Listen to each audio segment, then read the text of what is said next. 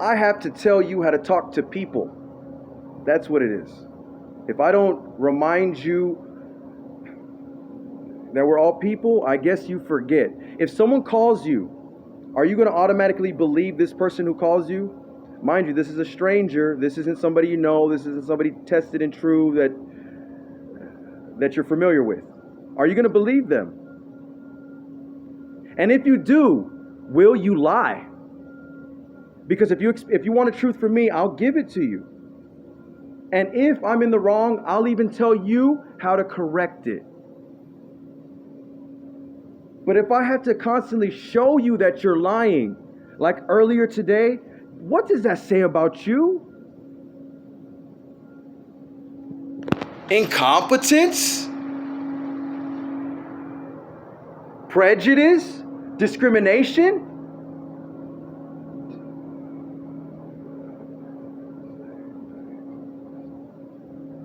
So I asked, there was a complaint. Some dude got real close to me. I turned, I was like, who the fuck are you? I looked at him weird. I know exactly who complained. Dude, when dudes try to get too close to you because they're gay, that's sexual harassment. I don't want you to be near me. Dude gets too close. I don't say anything, just walk by.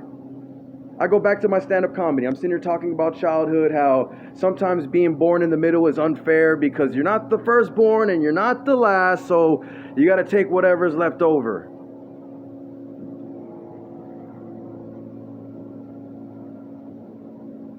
Well, mind you, I've been out here for what? What time is it? 2 hours. 2 hours. One complaint from exactly who, I know who it was. So then Officer Nazari comes in talking about, I know you from last year from the same complaint. He's talking about he knows me from last year from the same complaint. You don't think I would have remembered you? You would have remembered my name. He's talking about I didn't give him my name. Who don't I give my name to? I love my name. So then he asked, hey, are you making a disturbance? Are you going inside the building and screaming? I'm like, no. I'm standing on the corner just speaking away from the building, practicing my speech. I like the reverb. It has a good echo, a good ring. It helps me enunciate, pronunciate, articulate. So I was trying to explain to the cop, hey, would you like to see what I'm doing here? I'm just talking about my childhood and whatnot. He's like, no, I don't want to hear it. And he says, what's your business here? First he said, what classes are you taking? What's your business here? I'm like, well, I'm on campus. And then I'm like, hold on, let me go get my phone. Because just judging from his attitude, he didn't want to hear anything I had to say. He didn't try to make any remedies. He didn't try to find a middle grounds for no one.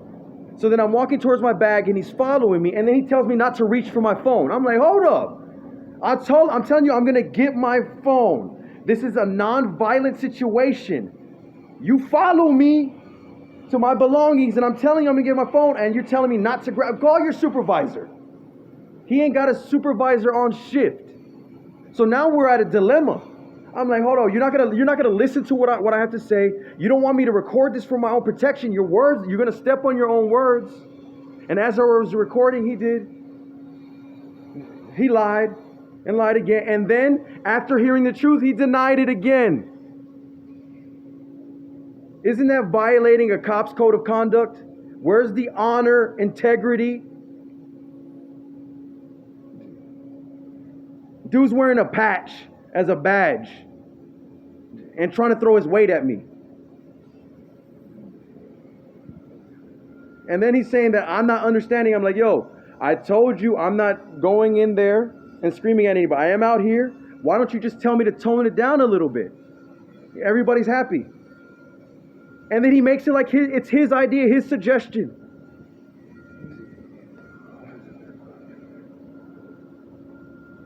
Incompetence.